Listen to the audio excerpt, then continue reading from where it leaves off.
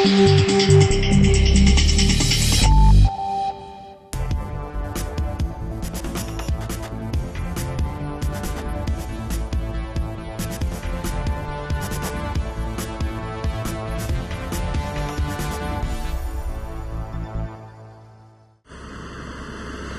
a busy street in the South Korean capital, Seoul, stands one of the city's most striking examples of contemporary architecture. The Kyungdong Church soars into the heavens like a pair of praying hands.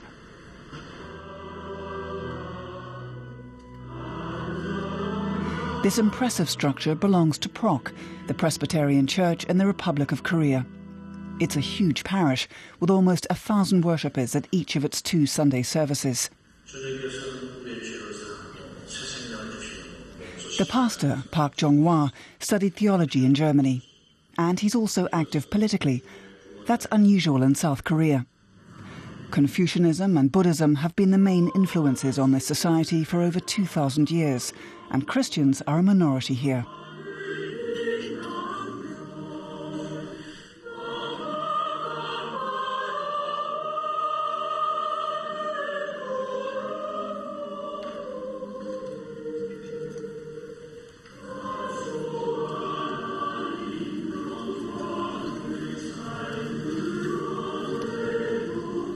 The Kyungdong parish is widely respected in South Korea, especially for its social programs.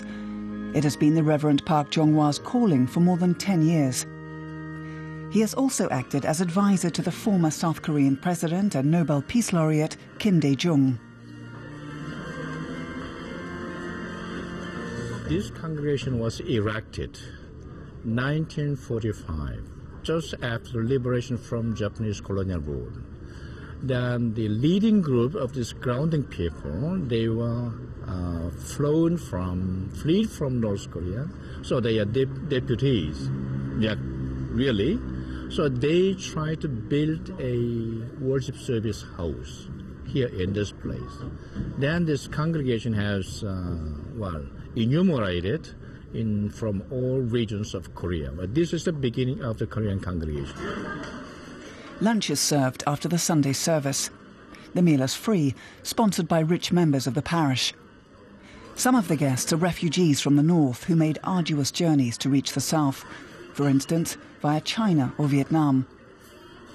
Wire entanglements and a no-man's land run along the de facto border between North and South Korea. Kim Jong-il's communist regime views those who try to escape as traitors. If caught, they're either executed or sent to labour camps. Today, the South is blossoming. But the country has an agonizing history. For centuries, Korea was a kingdom strictly isolated from the rest of the world. A quaint relic of that era is the changing of the guard at the palace in Seoul. From 1910 until the end of the Second World War, the Japanese occupied the country. In 1950, during the Cold War, the North, supported by the Soviet Union, attacked the South, which was backed by the United States. Millions lost their lives before a ceasefire was finally declared 3 years later. A peace treaty was never signed. At the start of the new millennium, South Korean President Kim Dae-jung began a peace initiative known as the Sunshine Policy. It earned him the Nobel Peace Prize, but produced hardly any concrete results. There have been serious border incidents in the past 12 months, and current relations between North and South Korea are tense.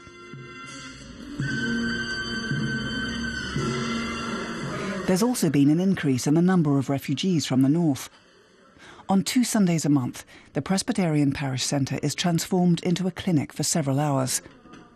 There's no state health insurance in South Korea, and the cost of private insurance is high. Foreign workers from other Asian countries and refugees from the north simply can't afford it.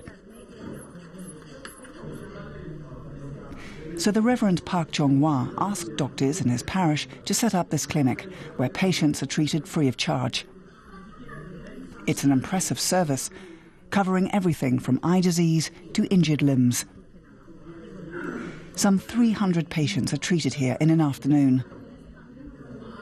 And the project is growing to keep up with the increase in refugees from the north. They are risking their life when they come over China, through Vietnam, into South Korean soil, they have to risk their life.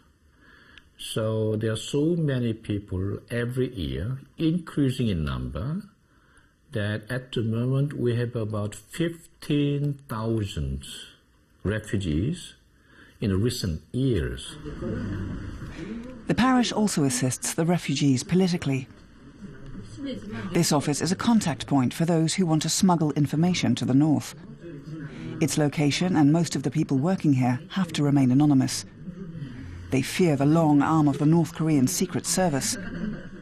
The regime doesn't tolerate any political opposition. There's no group in North Korea that would dare criticize the official policies. I've studied the process of German reunification, and there were at least some groups in East German civil society that did. That would be unthinkable in North Korea, where if 3 people meet for a completely informal discussion, they get into trouble. Working in an office next door is the young musician Kim Cheol-wong. He fled North Korea 9 years ago and is still trying to establish a career in the south. He shows us on a map just how absurd the division is. At the end of the Korean War, the country was arbitrarily divided along the 38th parallel. The South Korean capital, Seoul, lies less than 200 kilometers south of the North Korean capital, Pyongyang, but ideologically they are worlds apart. In North Korea, the arts, including music, don't arise from personal creativity. They simply serve propaganda purposes and to embellish the regime. It's all standardized. I couldn't, for instance, play my own compositions if they weren't approved. Here in South Korea, I still have to learn how to utilize artistic freedom and translate it into music.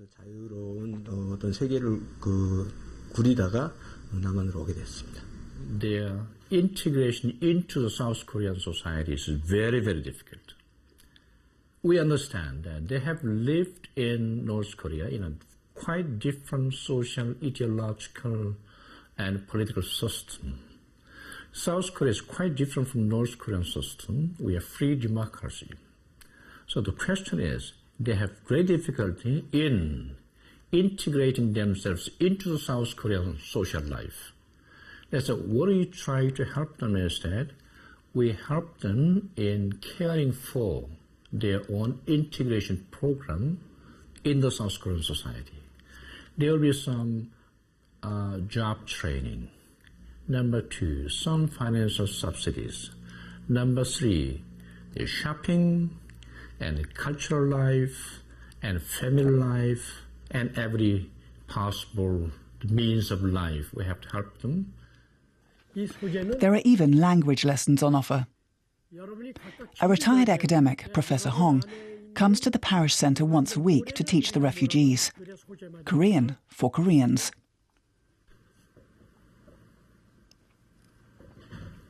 That's because newcomers from the north don't know certain words used in the south, or give different meaning to them. In the north, a brigade, for example, is not just a military term.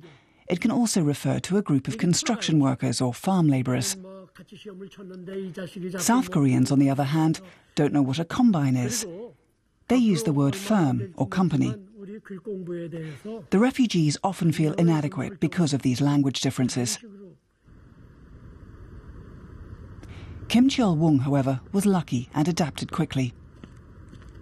He met a young South Korean, fell in love and married.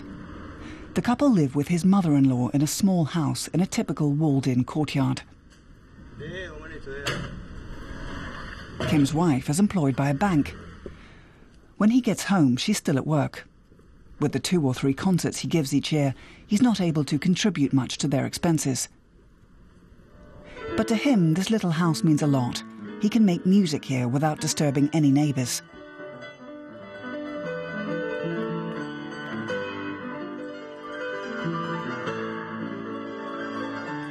Proudly, he performs one of his own pieces. He says it's just very traditional Korean music, but he wouldn't be allowed to play it in North Korea, quite simply because he composed it himself. His piano stands in his mother-in-law's bedroom. There's no place for it anywhere else. The young couple sleep in a little room next door. People like Kim Cheol-wong often feel abandoned by society at large, and that's where the Reverend Park Jong-hwa and his parishioners step in. The pastor has built up his own network of contacts. We accompanied him to a Buddhist monastery, also located in downtown Seoul. The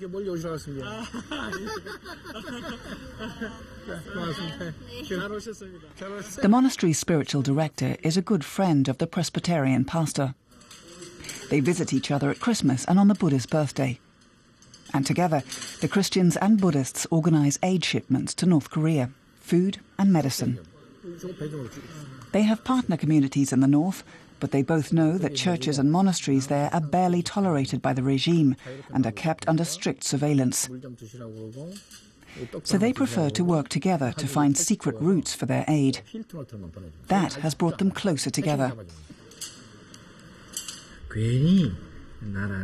I view the cooperation with the Christians as absolutely natural.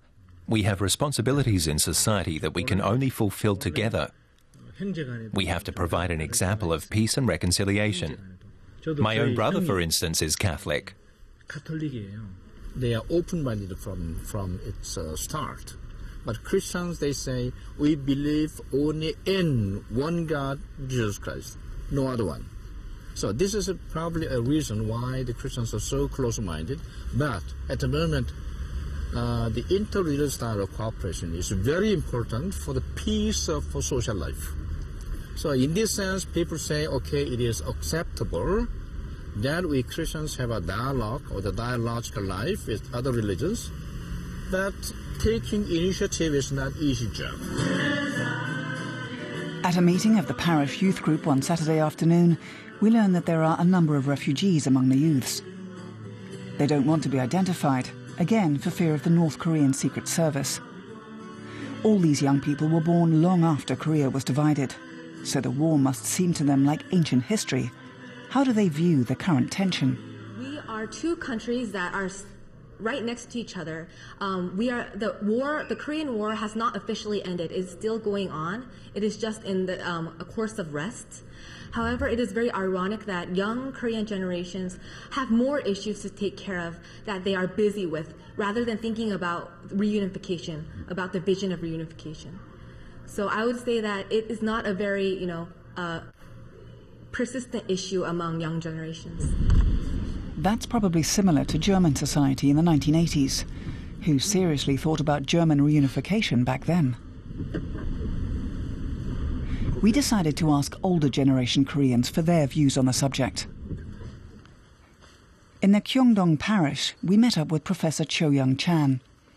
He's a cellist who teaches at the Folkwang University of the Arts in Germany's Ruhr region and at Yonsei University in Seoul. So he has a foot in both countries.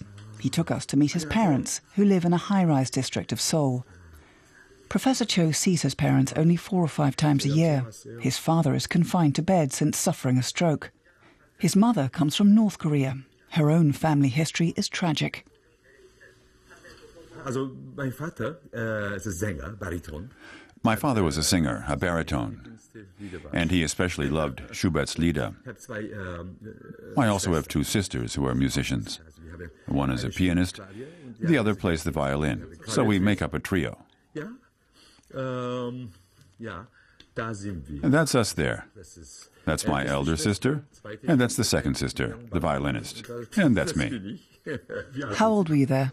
I was about 18 or 19, very young. Over a cup of coffee, Professor Cho asked his mother to tell us about North Korea. She was hesitant at first, but finally agreed. It's years since she left the North, and she still clearly finds it painful to talk about.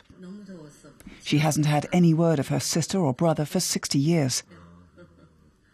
In South Korea, she converted to Christianity. And she hopes for spiritual change, she says, rather than political revolution in the North. She hopes that Kim Jong-il may come to believe in God one day. And then everyone will be united. That's what she prays for.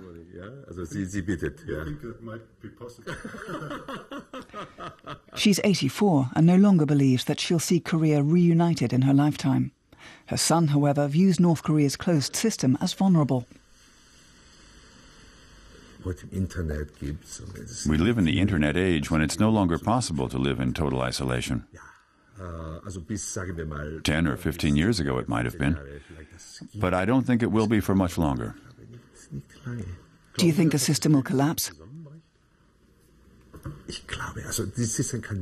I think people's freedom cannot be suppressed forever. Otherwise. The next day, we drive with Professor Cho to the military demarcation line, the de facto border between North and South that runs along the 38th parallel.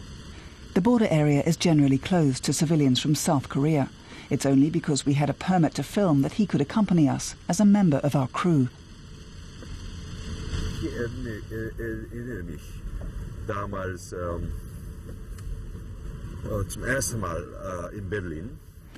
I remember the first time I traveled from West to East Berlin. That was back in 1982.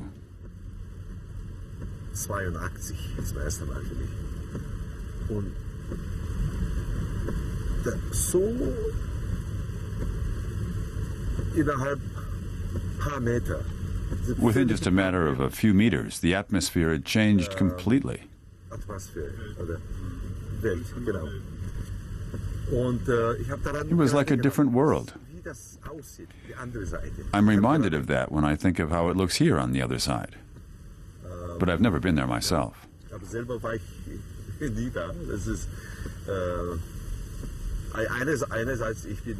the one hand, I'm rather excited.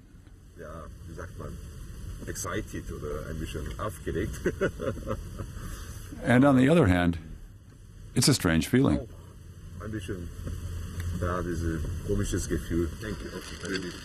The famous blue huts of the Panmunjom Joint Security Area straddle the military demarcation line. Here, soldiers from North and South Korea confront each other, eyeball to eyeball. Less than 100 meters away, on the North Korean side, we see a group of tourists. The soldier accompanying us gave clear instructions. We were permitted to photograph and film for just 3 minutes. We should make no sudden movement in the direction of North Korea. That could be viewed as a provocation. We were given the impression that war could break out again here at any moment.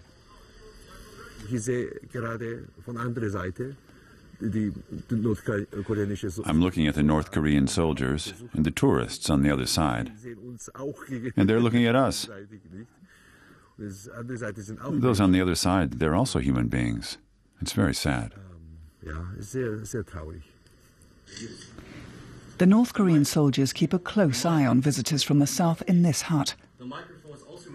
When Professor Cho virtually stepped onto the demarcation line itself, the soldier accompanying us issued a clear warning.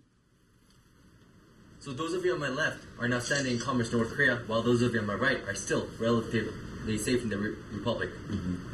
We'll now have a few minutes around this area. You may take photographs freely within this area. Do not go beyond the soldiers to your left. Do not walk in front of him or behind him at the end of the table. If you have any questions, feel free to ask me. I'll be more than happy to answer your questions. And lastly, do not place anything on the tables, please. Thank you. You may begin now. Thank you. We ask Professor Cho how he feels. The tremendous tension between North and South Korea. The soldiers in this tension, it's incredible. Now that I'm a few kilometers away from it, I feel relieved. But I'm glad I saw it and experienced it.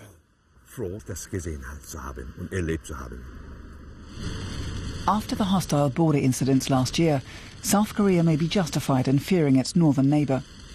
Comparing this situation to the one preceding German reunification, the hope of a Korean reconciliation does seem less likely. South Korea is not West Germany. I mean, in economic terms, in political terms. North Korea is not East Germany in former times. It means that North and South, we had severe experience of mutual killing, Korean War. That's how our damage is so deeply rooted. So animosity, so enemy feeling is still deeply embedded in the minds of people who experienced war. This is quite different between Germany and Korea. You had no experience war between East and West. We experienced. That was the intensifying element, this animosity, enemy feeling had to be strengthened up to now. This should be, reconciled, mutual forgiveness. But to some South Koreans, reconciliation and forgiveness sound like betrayal. This exhibition has been organised by nationalist groups in Seoul. It documents the atrocities of the Korean War between 1950 and 1953. North Korea was the aggressor, so the North is given all the blame. The UN flags are intended to indicate that South Korea was always allied with the international community. Nationalist groups like these are not interested in reconciliation. They're in favour of taking a hard line with Pyongyang. The Christian pastor thinks that would lead nowhere.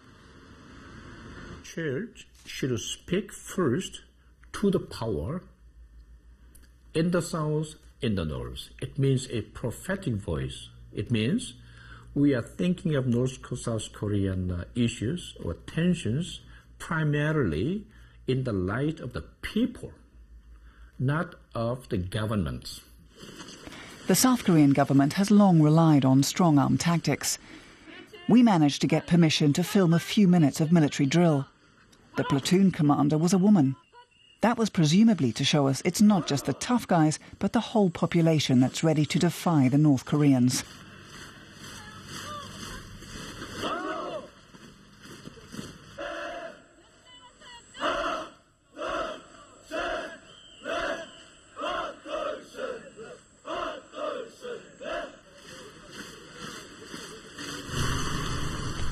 The Reverend Park Jong-hwa often preaches against a military solution to the Korean conflict. He knows, however, that many South Koreans would like to strike a blow at the rulers in the north. That could lead to a new outbreak of war, so the pastor insists on the alternative, taking small steps, promoting personal contacts, increasing understanding. One afternoon, we accompany him on a visit to an elderly parishioner. Jung Cho-wol is 89 and fled from North Korea in 1949. She was pregnant at the time and already had a 5-year-old son. The only way for her to reach the south was to undertake a forced march more than 120 kilometers across the mountains. So she left her little boy with his grandparents, intending to fetch him later. But just as she reached Seoul, the Korean War broke out, and the family was separated for decades. It wasn't until 2007 that Jung Cho-wol was able to see her son again. The church arranged for her to travel secretly to a village in Manchuria to meet him. When I saw my little boy again, I could only cry.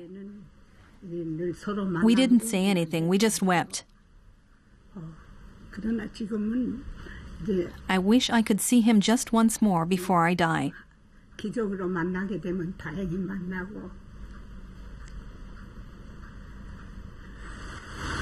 Officially, the war is still going on and families have been torn apart for more than 60 years. The parishioners of Kyongdong Church pray for the separated families. In front of the church, we talk with the musician and refugee Kim Chul-wong once again. When I lived in North Korea, I didn't even know that something like the church even existed. It was only when I came here 9 years ago that I discovered the church and gave my life to Jesus.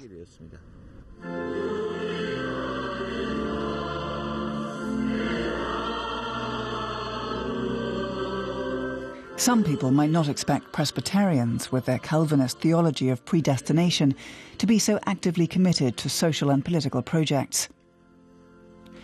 But the Reverend Park Jong-hwa has a very clear sense of his mission.